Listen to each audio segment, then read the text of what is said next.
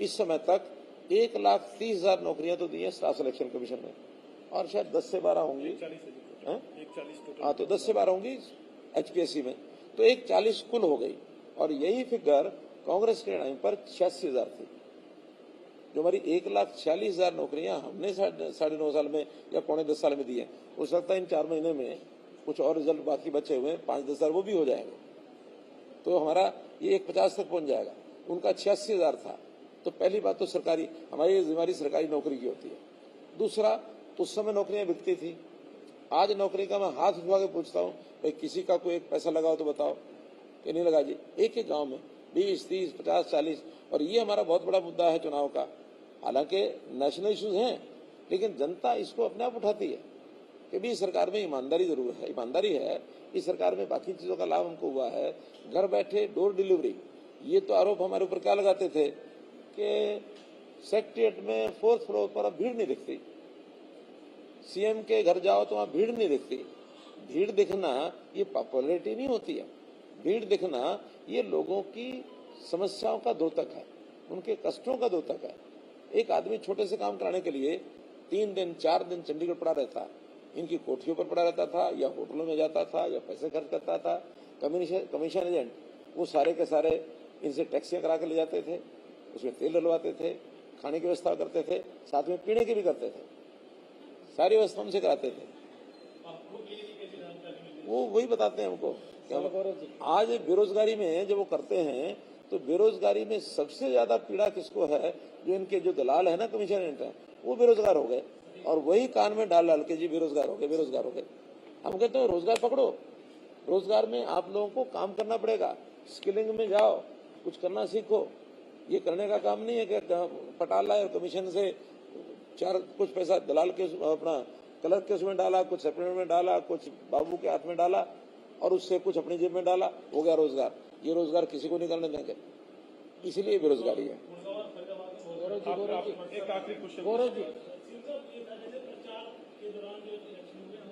के साथ रोजगार, बेरोजगारी इसको खत्म करने में पहली बात तो सारा रोजगार सरकार अपने डिपार्टमेंट्स में नहीं देती है, बहुत कम परसेंटेज होता है।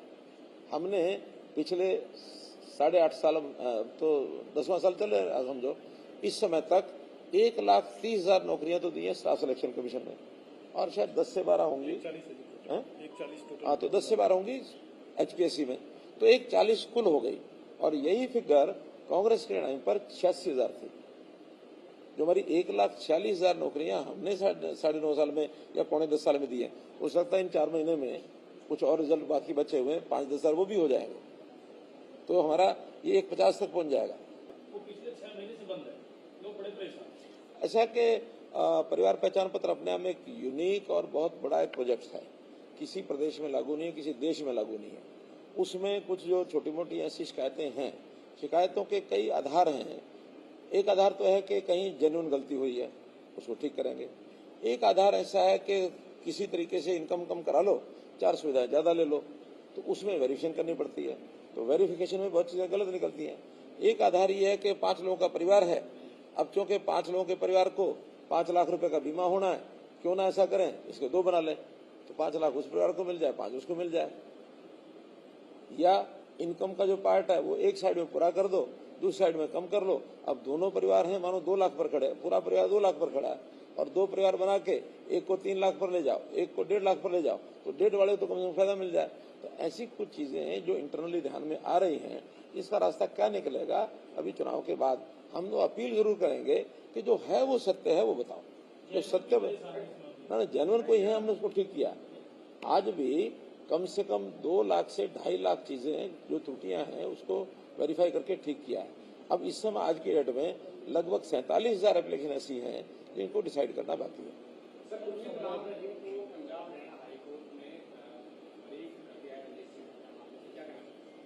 देखिए, कोर्ट से अगर बरी हुए तो मुझे तो इसमें कुछ कहना नहीं है, और कानून अपना काम करता है, कानून ने अपना काम किया है।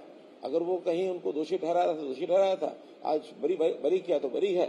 आगे क्या प्रक्रिया और होगी, या तो कोर्ट बताएगा, या वो बताएंगे, या फिर पब्लिक में से कोई आदमी बताएगा। पहले आपको समर्थन भी दिया था सिरसा में। देखिए, वो संस्थाएं जो होती हैं अपने अपने तरीके से सब करती हैं, यानी सारे वोट कोई पॉलिटिकल पार्टियों के हाथ में होता है ऐसा नहीं है। वोटर्स पर सामाजिक संस्थाओं का भी प्रभाव होता है। मैं तो कहता हूँ बहुत से की वोटर्स होते हैं, की वोटर्स भी ऐसे होते हैं कि उनके हाथ में, किसी के हाथ में 50 वोट, किसी हाथ में 100 वोट, ये होते हैं। उदाहरण के लिए एक नाई भी जो है ना, काम तो बाल काटने का करता है, लेकिन उसके हाथ में भी की वोटर कितने होते हैं, वो अपने ग्राहकों को काम भी करता है।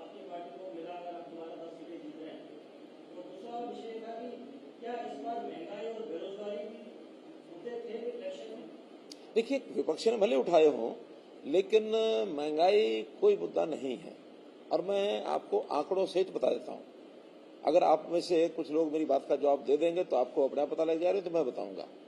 एक विषय होता है डीए। डीए की फुल फॉर्म क्या है? Day national allowance. और इसका सीधा संबंध महंगाई पर साथ होता है। ये कोई सरकार तय नहीं करती डी, ये कोई सरकार तय नहीं करती डीए कितना। ये एक इंडिपेंडेंट कमीशन है, वो तय करता है कि डीए कितना है, ताकि फिर सरकार जो है एम्प्लॉइज को डीए की किस्त रिलीज करती है। 2006 में, अच्छा, ये हर 10 साल के बाद 0 से शुरू होता है और 10वें साल उसका परसेंटेज हुई, हर जो 6, 16, 26 इस प्रकार से आता है। 2006 में जो उस समय कांग्रेस का शासन आ चुका था, उस समय 0% जो डीए था। 2016 यानी 31 दिसंबर 2015 कितना डीए था, कोई बता सकता है? और नहीं तो गूगल निकाल लो, अभी देख लो। नहीं, उसमें 15 तक तो पूरा था ना, वो तो 16 में फिर 0 हुआ। जुलाई 15 का नहीं, 150 नहीं था, 150 से कम था। अगर इसको एग्जैक्ट पता हो तो बताओ। निकालो निकालो, मैं चाहता हूं निकालो कि जुलाई 2015 डीए रेट क्या था।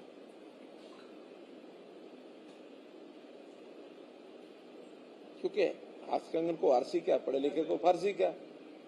अभी हम तो तय नहीं करते, प्राइस कमीशन तय करता है। आप विपक्ष में होते भी ये तर्क देते? हाँ, ये वाला यार महंगाई कोई इशू नहीं। नहीं, मैं तर्क यही देता, सरकारी आंकड़ों पर देता, केवल कहने से थोड़ी होता। उस वक्त की सरकार पर मतलब आरोप तो नहीं लगाते कि महंगाई हो रही। नहीं, उसमें महंगाई थी ना, वही तो मैं आंकड़े बता रहा हूँ कि 2006 से 2016, और मैं बताता हूँ, आप निकालते रहना, 125% लास्ट है ना, 125। हाँ, लास्ट जुलाई 2015 में ये घोषित आंकड़ा है कि हर एम्प्लॉय को अपना जो स्केल है उसमें 125% और जोड़ करके सैलरी मिलती रही है महंगाई के कारण से। 2016 में 1 जनवरी फिर 0 हो गया, और 0 होने के बाद फिर वो हर साल बढ़ता है। आज 2024, अब इस बार कितना, अभी 24 तक कितना पहुंच गया ये बताओ? 50 हो गया। 8 साल में 50% हुआ। 2 साल का अनुमान लगा लो कितना और हो सकता है। अगर 8 साल में 50 हुआ तो 2% में 6 दूनी 12%, कितना हो जाएगा? 50 10 60, और 2-3% फालतू लगा लो, 63। नहीं, 64 नहीं, 62 63 लगाओ। मैं 62 63 इसलिए कह रहा हूं कि कहाँ 125, कहाँ 62 63, कितना हुआ महंगाई?